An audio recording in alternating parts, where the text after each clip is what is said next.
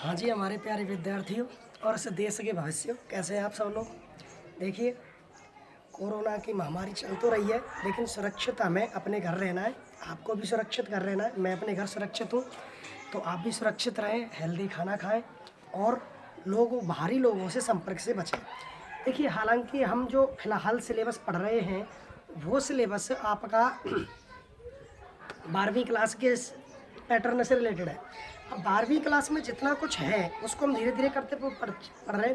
पहला चैप्टर हमारा चल रहा है, लेकिन आज हम अपनी क्लास शुरू करने से पहले 12वीं क्लास के बच्चों के बारे में छोटी सी बात करना चाहेंगे। देखिए, आप और हम दोनों जानते हैं कि जो बच्चा 12वीं क्लास में होता है या जो 12th स्टैंडर्ड में आता है, उस बच्चे की सबसे खास आदत क्या होती है। जैसे ही वो 12th स्टैंडर्ड में आता है, उसको अपने अंदर से ऐसी फीलिंग्स आती हैं कि अब चाहे कुछ भी हो जाए, 12वीं क्लास में मुझे इतनी मेहनत करनी है और इतना अच्छा रिजल्ट लेके आना है ताकि मेरी फैमिली का नाम ऊंचा हो, लोग मुझे सराहें कि देखो उस भला बच्चे ने कितना अच्छा रिजल्ट में लाया है, कितनी मेहनत की है। तो जो फीलिंग्स हमारे अंदर आती हैं, जो उत्साह हमारे अंदर आता है शुरुआत में, लेकिन होता क्या है, धीरे धीरे वो नेस्तो नाबूद हो जाता है। मतलब सुबह अगर हम लोगों ने सोचा कि आज हमें बहुत ज़ोर से पढ़ना है, पूरे दिन में कम से कम 8 घंटे पढ़ने के लिए निकालने, लेकिन जैसे जैसे हम सुबह का नाश्ता करेंगे, फिर खाना खाएंगे, खाना खा के तुरंत याद आएगी कि थोड़ा सा सो लेते हैं, फिर हम लोग पढ़ेंगे। सोते ही शाम के नाश्ते की तैयारी हो जाती है। 3 बजे 4 बजे हमें शाम का नाश्ता मिल जाता है। शाम को थोड़ा हल्का फुल्का खा के फिर हम लोग छोटे मोटे कामों में लग जाते हैं, घूमने चले जाते हैं और इस तरह हमारा पूरा समय निकल जाता है। और जब हम लोग पूरा दिन ये कार्यविधि करते हैं, क्रियाविधि चलती रहती है हमारी, शाम को खूब भर पेट खाना खाते हैं और आराम से सो जाते हैं, ताकि लोगों को ये लगे नहीं कि हमने कुछ किया है। हमें फिर जब हम लोग सोते हैं तो हमें ऐसा महसूस होता है, अरे यार आज का दिन तो निकल गया, कल पक्का पढ़ेंगे। ये कल कभी आता ही नहीं है।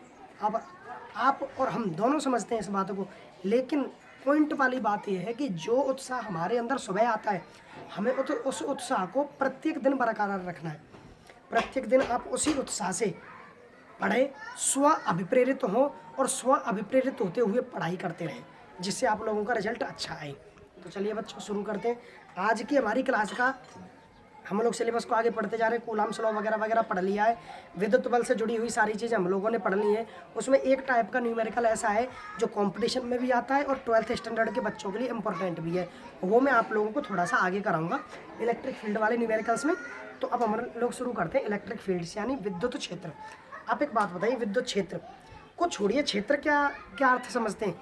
क्षेत्र एक ऐसा एरिया होता है, एक ऐसा प्रभाव, एक ऐसी जगह होती है जिसमें हम लोग अपना प्रभाव दिखा सकते हैं। वैसे ही जब भी कोई भी आवेश कहीं पर रखा होता है, तो जब आप उस आवेश के पास कोई भी अन्य आवेश लेकर आओगे, एक चार्ज के पास में जब आप कोई अदर चार्ज लेकर आओगे, तो वो पहला वाला चार्ज, पहला आवेश दूसरे आवेश पर या तो आकर्षण का बल लगाएगा या प्रतिकर्षण का। अगर वो आवेश सजातीय है तो प्रतिकर्षण का बल लगेगा, और अगर आवेश विजातीय है तो आकर्षण का बल लगेगा। लेकिन वो बल कहाँ से लगना शुरू होगा, तो वो पहले आवेश के चारों ओर कोई निश्चित क्षेत्र होगा। ये कोई पहला आवेश है, कोई बिंदु आवेश है, और उस बिंदु आवेश के चारों ओर कोई निश्चित क्षेत्र होगा। जिस क्षेत्र में अगर आप कोई भी आवेश लाओगे, तो इस आवेश के द्वारा इस पर या तो आकर्षण बल लगेगा या प्रतिकर्षण बल लगेगा। बस आप समझ लीजिए कि इस क्षेत्र को ही इस आवेश का विद्युत क्षेत्र कहते हैं। इस क्षेत्र को ही इस आवेश का विद्युत क्षेत्र कहते हैं। इसका मतलब है, देखिए थोड़ी बहुत भाषा थी, क्योंकि आप लोग नोट्स बना रहे हैं, तो मैं जो भाषा मुझे लिखानी होती है वो मैं पहले बोर्ड पर लिख दिया करूँगा अब, और यहाँ से आगे भी। तो याद रखिए, विद्युत क्षेत्र की अवधारणा दी थी माइकल फैराडे ने। अगर आप लोगों से कोई कंपटीशन में पूछ ले कि विद्युत क्षेत्र का अवधारक कौन है, बहुत कम पढ़ने को मिलता है हमें क्लासों में ये चीज़ें, तो याद रखिए विद्युत क्षेत्र का प्रवर्तक अवधारक है माइकल फैराडे। माइकल फैराडे ने ही ये बताया था, क्योंकि जब मैं आप लोगों को आवेश पढ़ा रहा था, तो आवेश में मैंने बताया था कि आवेश वह गुणधर्म है जिसकी वजह से एक वस्तु दूसरी वस्तु को या तो आकर्षित करती है या प्रतिकर्षित करती है। लेकिन उसकी एक परिभाषा और निकलती है, आवेश ही वह गुणधर्म है जिसके कारण विद्युत क्षेत्र और चुंबकीय क्षेत्र उत्पन्न होता है, क्योंकि वो भी आवेश के ही प्रभाव है। अगर आवेश स्थिर है तो केवल विद्युत क्षेत्र, और आवेश गतिशील है तो विद्युत क्षेत्र के साथ साथ चुंबकीय क्षेत्र। और इन बातों का अध्ययन किया था फैराडे ने। इसलिए माइकल फैराडे को विद्युत क्षेत्र का प्रवर्तक माना जाता है। और इसका एक साक्ष्य और दे सकता हूं मैं, आप लोग आगे पढ़ोगे फैराडे के नियम वैद्युत चुंबकीय प्रेरण में। और वैद्युत चुंबकीय प्रेरण यानी इलेक्ट्रोमैग्नेटिक इंडक्शन में इलेक्ट्रिक फील्ड और मैग्नेटिक फील्ड की प्रोसेस को पढ़ाया जाएगा। इलेक्ट्रिक फील्ड और मैग्नेटिक फील्ड के क्या क्या इफेक्ट है एक दूसरे पर, उनको पढ़ाया जाएगा। तो विद्युत क्षेत्र का प्रवर्तक है माइकल फैराडे। और जब किसी बिंदु आवेश के पास कोई अन्य आवेश लाया जाता है तो दोनों आवेशों के मध्य में निश्चित रूप से आकर्षण या प्रतिकर्षण बल लगता है। इसका अर्थ है कि प्रत्येक आवेश के चारों ओर एक निश्चित प्रभाव क्षेत्र होता है जिसमें वह किसी अन्य आवेश के आने पर वह विद्युत बल अनुभव करता है। यानी किसी भी आवेश के चारों ओर एक निश्चित प्रभाव क्षेत्र होगा जिसमें कोई भी अगर अन्य आवेश आएगा तो वो या तो आकर्षण बल का अनुभव करेगा या प्रतिकर्षण बल का। अच्छा, आगे की बात। अतः इस आधार पर हम लोगों ने विद्युत क्षेत्र की क्या परिभाषा निकाली कि किसी भी आवेश के चारों ओर का वह क्षेत्र, किसी भी बिंदु आवेश के चारों ओर का वह क्षेत्र जिसमें किसी अन्य आवेश के आने पर वह विद्युत बल का अनुभव करता है। अब वो चाहे विद्युत बल आकर्षण प्रकृति का हो चाहे प्रतिकर्षण प्रकृति का, मतलब किसी आवेश के चारों ओर का वह क्षेत्र जिसमें किसी अन्य आवेश के आने पर वह विद्युत बल अनुभव करे क्या कहलाता है बच्चों? विद्युत क्षेत्र। क्या कहलाएगा?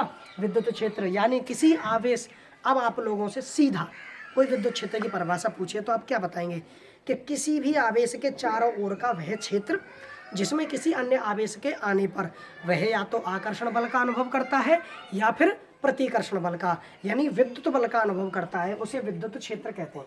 अब आप एक बात बताइए, मैंने कहा कि इधर विद्युत क्षेत्र की तीव्रता बहुत ज़्यादा है और इधर विद्युत क्षेत्र की तीव्रता कम है।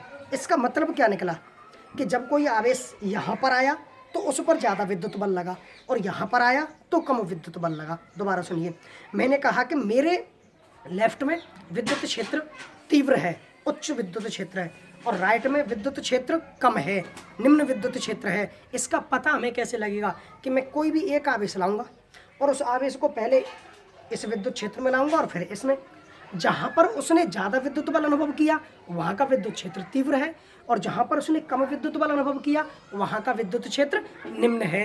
तो इसका मतलब क्या हुआ?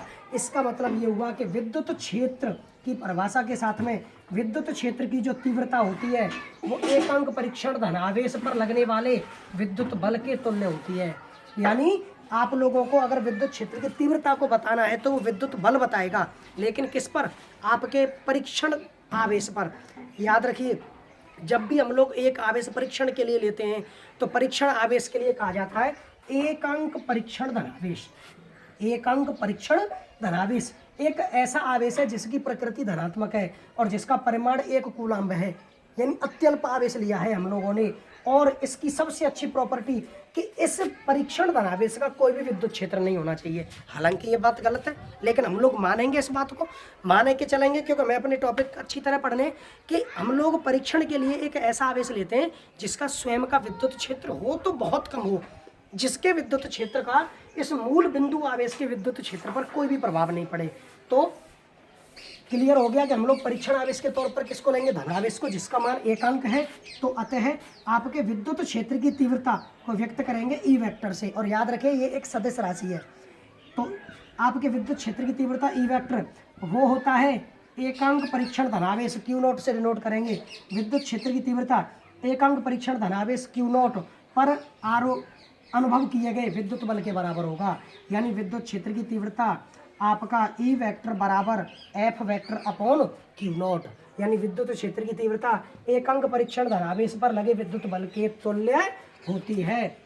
तो देखिए, अगर मैं इस परिभाषा को इसी फॉर्मूले से निकालना चाहूँ, if q not equal to 1 coulomb, अगर मैंने इस आवेश का परीक्षण आवेश का मान 1 कूलम्ब ले लिया तो बोलिए ई वेक्टर बराबर क्या हो गया? F vector. बन गई आपकी परिभाषा। तो क्या बनी कि आपके 1 कूलम्ब के आवेश पर लगे हुए विद्युत बल के 1 कूलम्ब के आवेश पर लगे हुए विद्युत बल के बराबर होती है विद्युत क्षेत्र की तीव्रता। क्लियर बच्चों? उसके बाद में अब हम इसका मात्रक लिखते हैं। अगर मैं इसका मात्रक लिखूंगा तो ई वेक्टर बराबर है, या फिर मैं केवल लिख दूं ई बराबर एफ अपॉन क्यू नॉट परिमाण रूप में, तो बल का मात्रक होगा न्यूटन और आवेश का मात्रक कूलम्ब। तो आपके विद्युत क्षेत्र का मात्रक आया न्यूटन प्रति कूलम्ब, या फिर याद रखना एक और मात्रक होता है वोल्ट प्रति मीटर। विद्युत क्षेत्र की तीव्रता का विद्युत क्षेत्र का मात्रक, क्योंकि विद्युत क्षेत्र और विद्युत क्षेत्र की तीव्रता एक ही बात है। मैं कह दूं मैं और ताकतवर, जैसे विद्युत क्षेत्र और इसकी तीव्रता एक जैसा समानार्थता करता है, तो विद्युत क्षेत्र की तीव्रता विद्युत क्षेत्र का मात्रक न्यूटन प्रति कूलम्ब या फिर वोल्ट प्रति मीटर। और ये मात्रक निकलता है विभव वाले फॉर्मूले से V बराबर E इंटू डी। V बराबर E इंटू डी, तो E निकालेंगे तो V अपॉन डी, इसलिए वोल्ट प्रति मीटर। ये विभव वाला फॉर्मूला है जो हम लोग आगे विद्युत विभव वाले पोर्शन में पढ़ेंगे। अच्छा, अगर मैं इसकी विमा निकालूं तो देखिए E बराबर F अपॉन क्यू नोट। आपके बल की विमा लिखिए M1 L1 T minus 2, M1 L1 T minus 2। और आवेश की विमा होगी T1 A1। आवेश की विमा क्या होगी बच्चों? T1 और A1। तो देखिए E बराबर ऊपर ले जाइए इसको, M1 L1 T1 ऊपर जाएगा तो -1 और -2, तो T -3 और A -1। याद रखिए मैं सिलेबस को इस तरह आपके सामने पेश कर रहा हूँ कि जो विमा निकालनी होती है, डायमेंशन निकालनी होती है, उनको याद करने की जरूरत नहीं है, आप लोग खुद निकालना सीख सकते हो। कहीं पर भी याद रखिए मैं आप लोगों को इन विमा वगैरह को ऐसे सामने लाऊंगा आपके कि आपको कहीं पर भी इनको निकालने की जरूरत नहीं पड़ेगी, याद करने की जरूरत नहीं पड़ेगी, आप सीधा इनको निकाल सकते हो किसी भी फॉर्मूले से। तो विद्युत क्षेत्र की विमा कैसी आई? M1 L1 T-3 और A-1। और याद रखिए विद्युत क्षेत्र की तीव्रता एक सदिश राशि है। विद्युत क्षेत्र की तीव्रता एक कैसी राशि है? सदिश राशि है। क्लियर बच्चों? तो एक बार से हम लोग समरी टाइप में ले लेते हैं। विद्युत क्षेत्र का प्रवर्तक कौन है? Michael Faraday. विद्युत क्षेत्र का प्रवर्तक कौन है? Michael Faraday. और इन्होंने क्या कहा कि जब कोई भी आवेश के पास आप कोई अन्य आवेश लाओगे तो निश्चित तौर पर उसके चारों ओर एक क्षेत्र ऐसा होगा जिसमें बाह्य आवेश के आने पर, एक्सटर्नल कोई चार्ज आ रहा है उसके आने पर उस पर आपका इलेक्ट्रिक फोर्स लगेगा, विद्युत बल लगेगा। आकर्षित लगे, आकर्षण बल लगे या प्रतिकर्षण बल लगे, यानी किसी भी बिंदु आवेश के चारों ओर का वह क्षेत्र जिसमें किसी अन्य आवेश के आने पर वह विद्युत बल अनुभव करता है, तो इसको क्या कहते हैं? विद्युत क्षेत्र। और इस विद्युत क्षेत्र की तीव्रता को हम लोग एक अंक परीक्षण धरावेश के द्वारा अनुभव किए गए विद्युत बल से बताते हैं। E वेक्टर बराबर F vector upon Q not. अगर मैंने आवेश को एक कूलम लिया तो E बराबर F, तो बोलिए परिभाषा बन गई अपने आप। तो मात्रक निकालेंगे तो E बराबर F अपॉन क्यू नोट, यानी न्यूटन प्रति कूलम्ब। और दूसरा विभव के फॉर्मूले से वोल्ट प्रति मीटर। विमा निकालेंगे F अपॉन क्यू नोट, तो विमा निकली M1 L1 T-3 और A-1। विद्युत क्षेत्र की तीव्रता एक अदिश राशि है या सदिश राशि? कैसी राशि है बच्चों? सदिश राशि। क्लियर? तो अब हम लोग अपनी बात को आगे बढ़ाते हैं। देखिए अब हम लोगों को पढ़ना है कि ये तो विद्युत क्षेत्र के बारे में सामान्य जानकारी हो गई कि असल में विद्युत क्षेत्र होता कितना है। कोई बिंदु आवेश है और उस बिंदु आवेश के कारण कितना विद्युत क्षेत्र लगेगा, कितना विद्युत क्षेत्र उत्पन्न होगा, अब हमें वो पढ़ना है। तो देखिए बच्चों, अब हमारी हेडिंग है आपके बिंदु आवेश के कारण विद्युत क्षेत्र। मैं आपको समझाना शुरू करूं उससे पहले हम लोग इसकी भाषा थोड़ी बहुत लिख लेंगे। और बिंदु आवेश के कारण विद्युत क्षेत्र हमें ज्ञात करना है, electric field due to a point charge. Point charge की वजह से इलेक्ट्रिक फील्ड हमें फाइंड आउट करनी है। तो देखिए माना किसी, चलिए इसकी भाषा वैसे लिखने की जरूरत नहीं, मैं बोल देता हूँ, आप लोग चाहें तो लिख लेना कि मान लिया किसी बिंदु O पर कोई बिंदु आवेश है Q, किसी बिंदु O पर कोई बिंदु आवेश है Q और इससे R दूरी पर, इससे R दूरी पर कोई अन्य बिंदु P है जहाँ पर मुझे आपके विद्युत क्षेत्र की गणना करनी है। यानी हम लोग भाषा क्या लिखेंगे? माना किसी बिंदु O पर कोई बिंदु आवेश Q स्थित है जिससे R दूरी पर कोई अन्य बिंदु P स्थित है जिस पर हमें Q के कारण विद्युत क्षेत्र की गणना करनी है। इसके लिए हम P पर एक परीक्षण आवेश Q नॉट लेकर आते हैं। इसके लिए हम P पर एक परीक्षण आवेश Q नॉट लेकर आते हैं। मैंने इसको धनावेशित लिया, परीक्षण आवेश धनावेशित है, तो बोलिए विद्युत क्षेत्र और विद्युत बल दोनों की दिशा इधर ही होगी, यानी दोनों प्रतिकर्षण बल के कारण दोनों की दिशा इधर हो जाएगी। तो देखिए बच्चों, मैं आप लोगों को ये शुरू करने से पहले अभी बता देता हूँ कि आप लोगों ने पढ़ा E बराबर एफ अपॉन क्यू, या फिर ऐसा करते हैं डेरिवेशन पूरा करते हैं, तब लास्ट में समरी के टाइप में इन सबको ले लेंगे। तो देखिए, आपके आवेश Q व Q नॉट के मध्य लगा विद्युत बल, इसकी भाषा को मैं एक बार से फिर रिपीट कर देता हूँ। माना किसी बिंदु O पर कोई बिंदु आवेश Q है, जिससे r दूरी पर अन्य बिंदु P पर हमें विद्युत क्षेत्र की गणना करनी है। इसके लिए हम बाहर से एक परीक्षण आवेश Q नॉट लेकर आते हैं, जिस पर चित्रानुसार विद्युत क्षेत्र एवं विद्युत बल की दिशा प्रदर्शित की गई है। चलिए अब आगे बढ़ते हैं। तो जब बेटा Q आवेश के पास में मैं Q नॉट को लाया तो निश्चित तौर पर विद्युत बल लगेगा। तो निकालिए विद्युत बल, F वेक्टर बराबर K, पहला आवेश Q, दूसरा आवेश Q नॉट, नीचे R स्क्वायर और साथ में R कैप। ठीक है, तो अब आप निकालिए विद्युत क्षेत्र। अब आपको विद्युत क्षेत्र निकालना है। बताइए E वेक्टर बराबर क्या होता है, F vector upon Q not. तो 1 upon Q not, F vector का मान क्या है, के Q not upon R square, साथ में R कैप, Q नॉट से Q नॉट। तो विद्युत क्षेत्र की तीव्रता का फॉर्मूला निकला E वेक्टर बराबर के क्यू अपॉन R स्क्वायर और साथ में R कैप। बोलो यस या नो। तो क्या फॉर्मूला निकला विद्युत क्षेत्र की तीव्रता का, E वेक्टर बराबर के क्यू अपॉन R स्क्वायर और साथ में R कैप। इसका मतलब ये हुआ कि आपने विद्युत क्षेत्र ज्ञात किया है बिंदु आवेश Q के कारण, विद्युत क्षेत्र ज्ञात किया है बिंदु आवेश Q के कारण। तो फॉर्मूला होगा E बराबर के क्यू अपॉन R स्क्वायर और साथ में R कैप। अब अगर आप लोगों को इसे R वेक्टर में चेंज करना हो तो देखिए, मैं अपनी क्लासों में आप लोगों को एक अंक सदिश पढ़ा चुका हूँ, क्योंकि एक अंक सदिश अगर मुझे R कैप लिखना है तो बोलिए वो होगा R vector upon mode of R vector. अगर मुझे एक अंक सदिश निकालना है R का तो वो सदिश में उसके परिमाण का भाग दे के निकाला जाएगा। तो R कैप बराबर R vector upon mode of R vector. मैं इसको ऐसे लिख सकता हूँ, R वेक्टर अपॉन R। तो इस मान को यहाँ पर लिखिए। तो E वेक्टर बराबर के क्यू अपॉन R स्क्वायर, साथ में R वेक्टर अपॉन R। तो बोलिए E वेक्टर बराबर, बोलिए क्या फॉर्मूला निकला, के Q upon R square into R Q और साथ में R वेक्टर।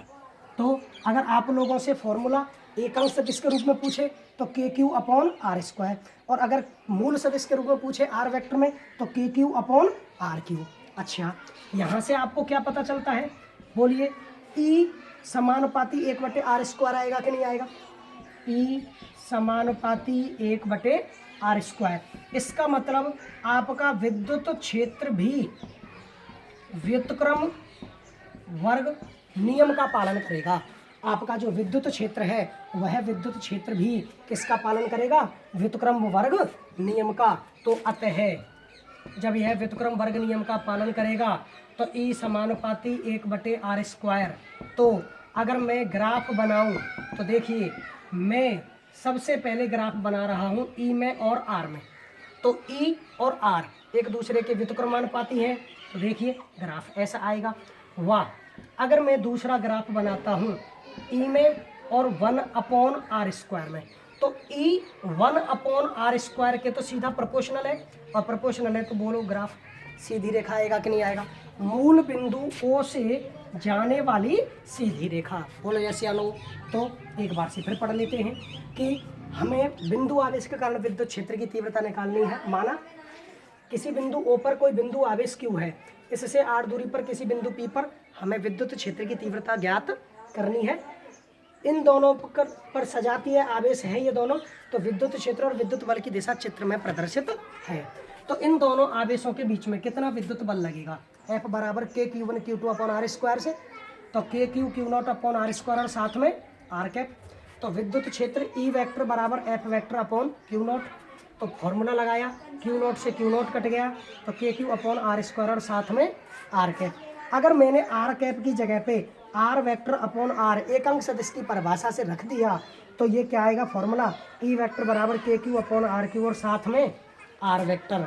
तो कैप में नीचे आर स्क्वायर आएगा और वेक्टर में नीचे आर क्यू आएगा। तो अतः ई समानुपाती 1/r स्क्वायर, मतलब विद्युत बल के साथ साथ विद्युत क्षेत्र भी व्युत्क्रम वर्ग नियम का पालन करता है। तो जब ये समानुपाती हैं तो मैंने ग्राफ बनाया इनमें, ई और आर व्युत्क्रमानुपाती हैं, तो ई और आर में व्युत्क्रमानुपाती का ग्राफ। और आपका ई और 1/r स्क्वायर समानुपाती हैं, तो ई और 1/r स्क्वायर में समानुपाती का ग्राफ। मूल बिंदु से जाने वाली सीधी रेखा, मूल बिंदु ओ से जाने वाली सीधी रेखा। क्लियर बच्चों? तो अब हम यहाँ से आगे बढ़ते हैं। अब हमारा काम है मुख्य आपको ऐसे क्वेश्चनों की तरफ ले जाना जो कॉम्पिटेटिव है, ऐसे फैक्टों की तरफ ले जाना जो कॉम्पिटेटिव है। अब वो सारे फैक्ट, वो सारे पॉइंट पढ़ते हुए अब हम लोग न्यूमेरिकल पढ़ेंगे और विद्युत क्षेत्र की तीव्रता वाले पोर्शन को बिल्कुल क्लियर करेंगे। तो देखिए बच्चों,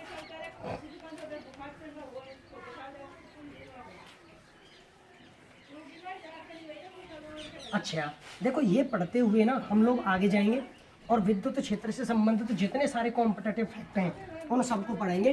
तो हम लोग शुरू करते हैं नोट में।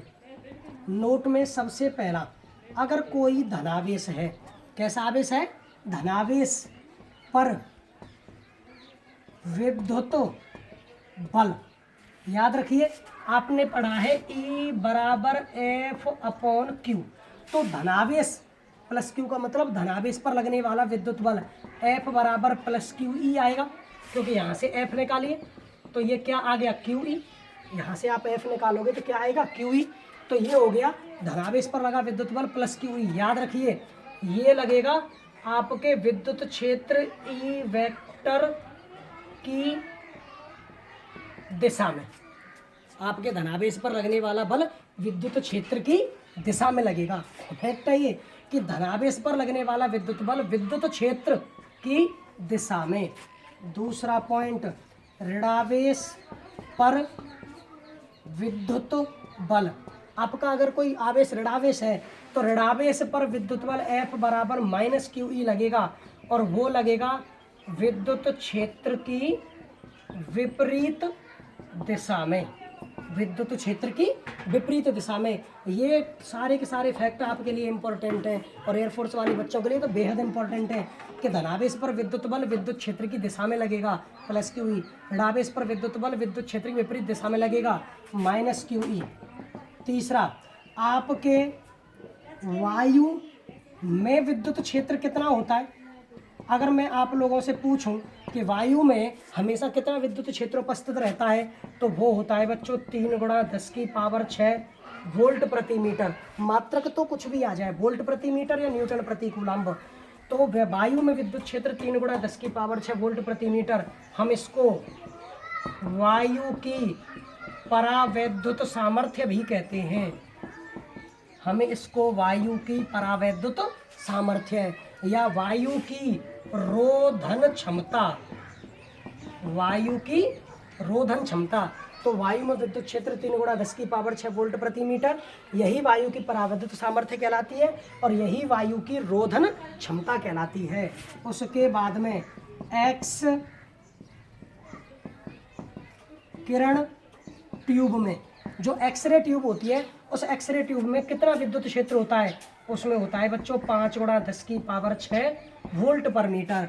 आपके एक्स किरण ट्यूब में विद्युत क्षेत्र होता है 5 × 10⁶ वोल्ट पर मीटर। उसके बाद में आपके वायुमंडल में, यानी हमारा जो एटमॉस्फेयर है, उस वायुमंडल में कितना विद्युत क्षेत्र है, तो याद रखिए वायुमंडल में विद्युत क्षेत्र होता है 300 वोल्ट प्रति मीटर से 200 वोल्ट प्रति मीटर, यानी इसकी फिक्स रेंज नहीं है। 200 वोल्ट प्रति मीटर से 300 वोल्ट प्रति मीटर के बीच में रहता है, ये वायुमंडल में विद्युत क्षेत्र है।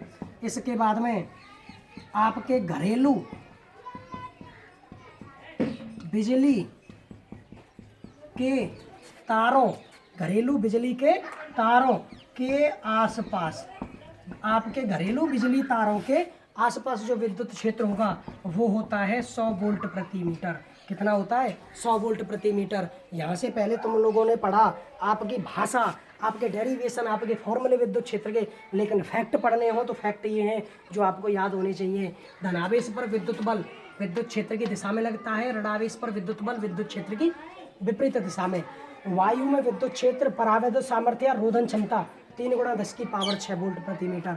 एक्स किरण ट्यूब में 5 × 10⁻6। वायुमंडल में 200 से 300 के बीच में, और घरेलू बिजली तारों के आसपास 100 वोल्ट प्रति मीटर। बोलो यस या नो। तो मैंने आप लोगों से जैसा वादा किया था मैं वैसे ही पूरा कर रहा हूँ कि मैंने कहा था कि आपके थ्योरेटिकल नॉलेज के साथ साथ में कॉम्पिटेटिव फैक्ट सारे आपको बताते हुए चलूँगा, बताते हुए जा रहा हूँ। और इतना यकीन रखिए, हालांकि मेरी देखिए उम्र ज़्यादा नहीं है, हो सकता है विश्व के जितने भी फिजिक्स के टीचर हैं वो सब के सब मुझसे ज़्यादा जानते हों, लेकिन एक बात का भरोसा दिला सकता हूँ आपको कि मेरे पास जितनी नॉलेज है या आपके लिए जितनी ज़रूरी नॉलेज है वो मैं आप लोगों तक ज़रूर पहुँचा दूँगा। अब वो आप लोगों को थ्योरेटिकल नॉलेज के साथ साथ कॉम्पिटेटिव नॉलेज मिक्स करके मैं आप तक पहुँचाऊँगा। तो आप लोग क्लासें देखते रहिए और आराम से पढ़ते रहिए। अब हम लोग पहुँचते हैं न्यूमेरिकल की तरफ। तो देखिए न्यूमेरिकल कैसे, हम लोगों ने 2 फॉर्मूले पढ़े हैं और हम न्यूमेरिकल आपके कॉम्पिटेटिव बेस के पढ़ेंगे। हमने पढ़ा एक विद्युत बल का फॉर्मूला F = K/Q1Q2/R², और एक पढ़ा विद्युत क्षेत्र E = KQ/R²। हम लोग पढ़ने वाले हैं कि अगर किसी प्रश्न में आवेश को n गुना कर दें, आवेश को कितना गुना कर दें? n गुना, तो बल कितना गुना हो जाएगा? मैंने कहा कि अगर किसी जगह पर 2 बिंदु आवेश रखे हुए हैं जिनके बीच में विद्युत बल पहले 10 न्यूटन है, अगर आवेशों को 5 गुना कर दिया जाए, आवेशों को 5 गुना कर दिया जाए तो विद्युत बल क्या हो जाएगा?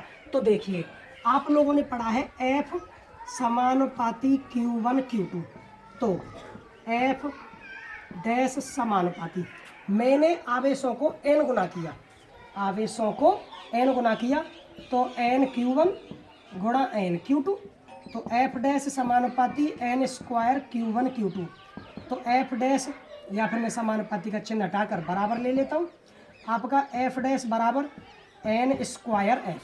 इसका मतलब है कि अगर आपने आवेशों को n गुना किया तो देखिए n इसका आया और n इसका आया, n Q1 का और n Q2 का क्या हो गया? n²। यानी अगर आप लोगों ने आवेशों को n गुना कर दिया तो बल n² गुना हो जाएगा। इम्पोर्टेंट पॉइंट, अगर आवेशों को आप लोगों ने n गुना किया तो विद्युत बल कितना गुना हो गया? n² गुना। वाह, यहाँ पर विद्युत क्षेत्र E समानुपाती क्या है? Q। तो अगर इसमें तो अकेला एक ही आवेश है तो E डैश बराबर क्या हो जाएगा? NQ। तो E डैश बराबर n × E, यानी Q की जगह पे मैंने E लिखा, तो आपके E डैश बराबर NE आने का मतलब क्या है? अगर आपने आवेशों को n गुना किया, आवेशों को n गुना किया तो विद्युत बल तो n² गुना हो गया और विद्युत क्षेत्र n गुना। यानी एग्जाम्पल के तौर पर मैंने कहा आवेशों को Q1 डैश बराबर 5Q और Q2 डैश बराबर ये Q1 और ये Q2, मैंने दोनों आवेशों को 5 गुना कर दिया।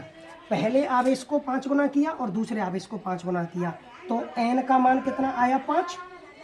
तो बल कितना गुना हो जाएगा? तो 5 का वर्ग × F, तो बोलिए कितना गुना? 25F। यानी आपका बल कितना गुना हुआ? 25 गुना। और यहाँ पर E डैश बराबर n का मान 5E। यानी याद रखिए कि आपने अगर आवेशों को n गुना किया तो बल तो n² गुना हो जाएगा और आपका विद्युत क्षेत्र n गुना। जैसे मैंने आवेशों को 5 गुना किया तो बल तो हो गया 25 गुना और आपका विद्युत क्षेत्र केवल 5 गुना। क्लियर?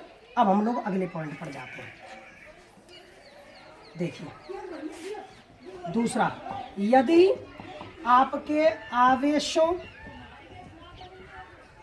के मध्य दूरी n गुना हो जाए, यदि आवेशों के मध्य की मैंने दूरी को n गुना कर दिया तो बोलिए F समानुपाती 1/r²। अब कॉमन सेंस से जवाब दीजिए कि अगर मैंने दूरी को n गुना किया तो ये आर स्क्वायर की जगह पर एन आर स्क्वायर होगा, 1/n r का होल स्क्वायर। तो ये क्या हो जाएगा, 1/n स्क्वायर आर स्क्वायर।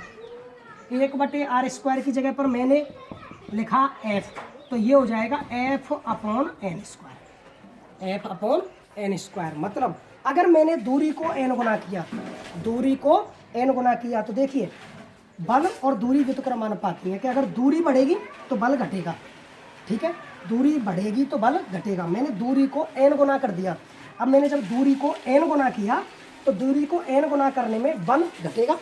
तो स्क्वायर है तो n स्क्वायर गुना, स्क्वायर है तो n स्क्वायर गुना, तो बल कितना गुना हो गया, आपके मूल बल का 1/n स्क्वायर गुना, यानी f गुणा 1/n स्क्वायर, f गुणा 1/n स्क्वायर।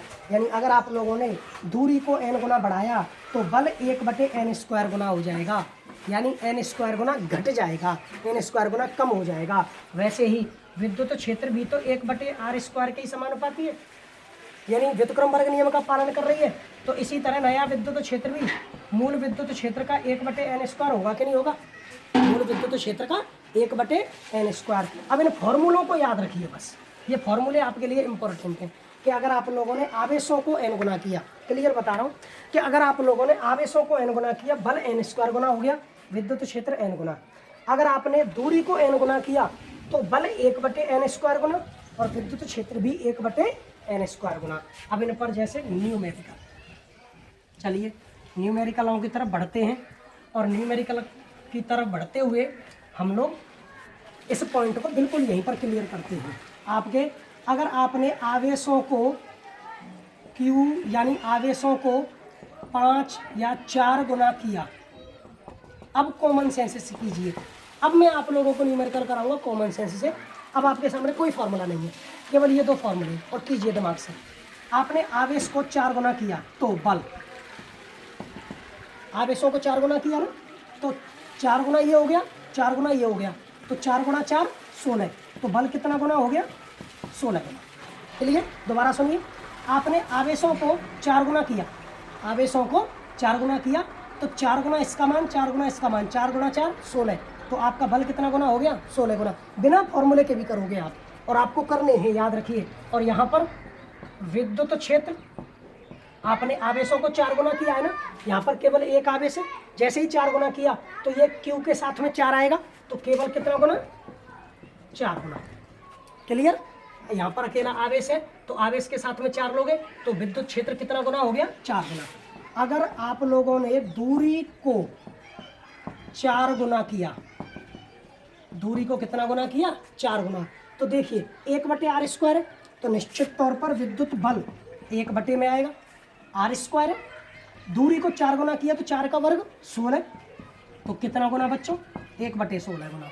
कितना गुना, 1/16 गुना। इसमें देखिए आपका विद्युत क्षेत्र निकालना है, 1/r स्क्वायर है, दूरी को 4 गुना किया तो 4 का वर्ग 16, तो फिर ये भी कितना गुना, 1/16 गुना। ये स्थिति तो क्लियर है, ये स्थिति दोनों में एक जैसी है, लेकिन आवेश के लिए आपके विद्युत बल में दोनों संख्याओं का गुणा होगा और विद्युत क्षेत्र में केवल वह अकेली संख्या रहेगी। बोलिए यस या नो, क्लियर। तो इसको 1 मिनट के लिए इन दोनों फॉर्मूलों से इस पॉइंट को क्लियर कीजिए। देखिए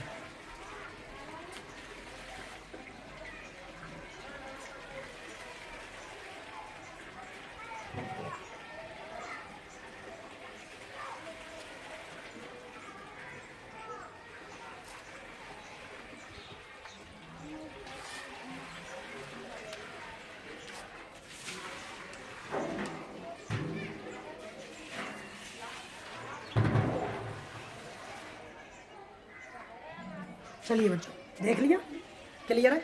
अब चलिए हम लोग अपने अगले डेरिवेशन की ओर चलते हैं। और यहाँ तक पढ़ने के बाद में अगर आप लोगों को किसी भी क्वेश्चन में कोई दिक्कत आती है तो वो आप मुझे आराम से आपके कमेंट बॉक्स में डाल के भेज सकते हैं। लेकिन मुझे एक चीज़ का संशय है कि मेरे पास अभी तक बहुत कम प्रश्न आए हैं कमेंट बॉक्स में, तो इसका मतलब या तो आप पढ़ाई नहीं कर रहे या फिर मेरा पढ़ाना इफेक्टिव नहीं है। आप जो भी हो पढ़ाई कीजिए, और अगर कोई भी प्रॉब्लम आती है तो वो प्रॉब्लम आप मुझ तक पहुंचाइए। तो देखिए अब हम लोग पढ़ने वाले हैं, और चलिए मैं ये सोच रहा हूँ कि आप लोगों को जितना कुछ पढ़ा दिया उसको एक बार रिवाइज करा देते हैं थोड़ा सा, और अगले फिर जो अगला टॉपिक है जिसमें हम लोग अध्यारोपण का सिद्धांत पढ़ेंगे। अध्यारोपण का सिद्धांत मतलब आपके आवेशीय निकाय के कारण विद्युत क्षेत्र और आवेशीय निकाय के कारण ही विद्युत बल, उन दोनों चीज़ों को पढ़ेंगे। तो मैं ये सोच रहा हूँ कि उन दोनों को मैं अगली क्लास में पढ़ाऊँ आपके लिए, और आज की क्लास में जो मेरा शेष समय है उसमें मैंने जितना कुछ पढ़ा दिया उसको एक बार रिवाइज करा दूँ ताकि आपके दिमाग में बना रहे। फैक्ट बता देता हूँ। देखिए, आवेशों के बारे में ये कहा गया, आवेश के बारे में शुरुआती दौर में अध्ययन किया थेल्स ने। और थेल्स ने क्या कहा कि जब हम लोग एक दूसरे पर वस्तुओं को रगड़ते हैं तो उनमें एक गुणधर्म आता है जिनकी वजह से वस्तुएं एक दूसरे को आकर्षित प्रतिकर्षित करती हैं, और उनकी वजह से, उस रगड़ने की वजह से एक गुणधर्म आता है जिससे वहाँ पर विद्युत क्षेत्र और चुंबकीय क्षेत्र उत्पन्न होता है। और उन विद्युत क्षेत्र और चुंबकीय क्षेत्र को हम प्रेक्षित भी कर सकते हैं, उनको ऑब्जर्व भी कर सकते हैं। अगली बात, आवेश के प्रकारों के बारे में बेंजामिन फ्रैंकलिन ने बताया, धनावेश और ऋणावेश। उसमें बाद में ये कहा गया कि आपके कांच की छड़ को जब आप रेशम पर रगड़ोगे तो कांच की छड़ पर धनावेश आएगा, रेशम पर ऋणावेश आएगा। बिल्ली की खाल पर आप लोग ऋणावेश, आपकी प्लास्टिक की छड़ या एबोनाइट को रगड़ोगे तो प्लास्टिक की छड़ और एबोनाइट पर ऋणावेश आएगा, बिल्ली की खाल पर धनावेश आएगा, वगैरह वगैरह। ऐसे बहुत सारे ऑब्जर्वेशंस हैं जो आपके यूजफुल कम हैं। लेकिन आगे बढ़ते हैं। अब आवेशों के बारे में जब हम लोगों ने मात्रक वगैरह में पढ़ा तो आवेश एक अदिश राशि है जिसका मात्रक होता है एसआई मात्रक कूलम्ब, और मात्रक हैं जैसे सीजीएस मात्रक है स्टेट कूलम्ब। एक कूलम्ब में 3 × 10⁻9 स्टेट कूलम्ब। एक होता है एक एएमयू यानी वैद्युत चुंबकीय मात्रक एब कूलम्ब जिसको कहते हैं, और एक एब कूलम्ब में 10 कूलम्ब। तो एक एब कूलम्ब में 3 × 10⁻10 स्टेट कूलम्ब होते हैं। एक अन्य मात्रक होता है फैराडे। एक फैराडे में 96,500 कूलम्ब होते हैं। आवेश की विमा होती है T1A1। उसके बाद आगे पहुंचते हैं। आवेशों के 4 गुणधर्म होते हैं बच्चों। सबसे पहला आवेशों की योज्यता। आपको परिणामी आवेश जब भी निकालना हो तो आप अन्य सभी वस्तुओं, उस वस्तु में उपस्थित सभी आवेशों का योग कर दीजिए। अगर योग धनात्मक आया तो वो वस्तु धनावेशित है, और अगर योग ऋणात्मक आया, परिणामी मान ऋणात्मक आया तो वो वस्तु ऋणावेशित है। दूसरा, आवेश संरक्षण का नियम। ना तो आवेश को उत्पन्न किया जा सकता है और ना ही आवेश को नष्ट किया जा सकता है। आवेश को केवल एक वस्तु से दूसरी वस्तु में स्थानांतरित किया जा सकता है। अगला गुणधर्म था तीसरा, आवेशों की निश्चरता। निश्चरता में आपके आवेश पर उस वस्तु की स्थिति, विन्यास और उसकी गति का कोई भी प्रभाव नहीं पड़ता, यानी आवेश एक निश्चर राशि है। चौथा है आवेशों का क्वांटीकरण। Q = ±NE, जहाँ E का मान होता है 1.6 × 10⁻19 कूलम्ब। प्रकृति में सबसे पहली ज्ञात क्वांटीकृत राशि होती है ऊर्जा, और दूसरी ज्ञात क्वांटीकृत राशि है आवेश। प्रकृति में यानी फिजिक्स में 2 ही क्वांटीकृत राशियाँ होती हैं। याद रखिए, जो सजातीय आवेश होते हैं, धनावेश को, ऋणावेश को, वो प्रतिकर्षित होते हैं, और विजातीय आवेश जैसे धनावेश धनावेश वो एक दूसरे को आकर्षित करते हैं। किसी वस्तु में धनावेशों की मात्रा ज़्यादा है, ऋणावेश कम है तो वो वस्तु धनावेशित। किसी वस्तु में ऋणावेशों की मात्रा ज़्यादा है, धनावेशों की मात्रा कम है तो वो वस्तु ऋणावेशित। लेकिन अगर दोनों बराबर हैं तो वो वस्तु विद्युतीय रूप से उदासीन होगी। क्लियर। उसके बाद में हम लोगों ने पढ़ा है आवेश की जांच करना। आवेश की जांच किससे करते हैं? आपके स्वर्णपत्र विद्युतदर्शी से, इलेक्ट्रोमीटर से, आपका प्रक्षेप धारामापी है, कई सारे उपकरण हैं ऐसे। लेकिन हम लोगों ने आपका स्वर्णपत्र विद्युतदर्शी पढ़ा जो आपके सिलेबस में है। उसके बाद हम लोगों ने आवेशन पढ़ा। आवेशन पढ़ने के लिए आवेशन की 3 विधियाँ होती हैं, घर्षण द्वारा, संपर्क द्वारा आवेशन, और आपका तीसरा है प्रेरण द्वारा आवेशन, जो हम लोगों ने अच्छी तरह पढ़ा है। फिर उसके बाद हम लोगों ने शुरू किया कूलॉम का नियम। कूलॉम के नियम में हम लोग विद्युत बल की बात करते हैं। विद्युत बल आवेशों के गुणनफल के समानुपाती होता है, और आवेशों की मध्य की दूरी के वर्ग के व्युत्क्रमानुपाती होता है, जिससे आपका ये फॉर्मूला निकला था F = KQ1Q2/R²। यहाँ पर K होता है, K का मान 9 × 10⁻9, और मात्रक होगा न्यूटन मीटर स्क्वायर पर कूलम स्क्वायर, और K का मान होता है 1/4πε0। यहाँ पर ε0 है निर्वात की विद्युतशीलता, जिसका मान होता है 8.85 × 10⁻−12 कूलम स्क्वायर पर न्यूटन मीटर स्क्वायर। क्लियर। जब हम लोगों ने परावैद्युतांक पढ़ा εr, जिसको आपेक्षिक विद्युतशीलता कहते हैं, वो आवेशों के मध्य निर्वात में बल और उस माध्यम में बल का अनुपात होता है, और ε/ε0। ये आपेक्षिक विद्युतशीलता माध्यम की, ये निर्वात की विद्युतशीलता, ये निरपेक्ष विद्युतशीलता माध्यम की। तो एप्सिलॉन बराबर एप्सिलॉन नॉट एप्सिलॉन आर। अब एप्सिलॉन आर के मान वायु और निर्वात के लिए 1, आपके धातुओं के लिए अनंत, आसुत जल के लिए 80। यस या नो? इस तरह इसके सारे मान थे। उसके बाद में इतना याद रखना कि जब आप लोगों को किसी माध्यम में विद्युत बल निकालना हो तो वो निर्वात में बल बटे एप्सिलॉन आर, यानी उस माध्यम के परावैद्युतांक का निर्वात में जो बल है उसमें भाग दे दीजिए तो माध्यम में बल निकल आएगा। मैंने इस टाइप के न्यूमेरिकल भी आपको लोगों को कराए हैं। इसके बाद में हम लोगों ने कूलाम के नियम का सदिश निरूपण पढ़ा और आज विद्युत क्षेत्र पढ़ा। आप पूरे सिलेबस को पढ़िए आराम से और पूरे सिलेबस को ढंग से पढ़ के एक बार इस सिलेबस का मर्म निकालिए, फैक्ट निकालिए। याद रखिए सिलेबस को पढ़ना सब पढ़ लेंगे, लेकिन उसमें से फैक्ट निकालना हर किसी के बस की बात नहीं है। आप लोग दिए गए क्वेश्चन का जवाब दे देंगे, क्वेश्चन का आंसर आप निकाल देंगे, लेकिन अगर आप लोगों से कहा जाए कि टॉपिक में से क्वेश्चन बनाओ, वो बड़ा मुश्किल है। तो क्वेश्चन बनाने की कोशिश कीजिए कि इस टॉपिक में से क्वेश्चन कैसे बनेगा। जैसे मैंने कहा अभी बनाए थे विद्युत बल और विद्युत क्षेत्र के आवेशों को n गुना किया तो विद्युत बल तो n² गुना, विद्युत क्षेत्र n गुना, दूरी को n गुना किया तो विद्युत बल और विद्युत क्षेत्र दोनों 1/n² गुना हो जाते हैं। इस तरह हम लोगों ने पढ़ा। तो क्वेश्चन बनाइए, प्रैक्टिस कीजिए और आपके इस लॉकडाउन के समय का सही सदुपयोग कीजिए। तब तक आराम से पढ़ते रहिए। हम लोग अगले टॉपिक को लेकर आपके सामने फिर कल हाजिर होंगे। तब तक के लिए धन्यवाद। घर पे रहिए, सुरक्षित रहिए। Thank you.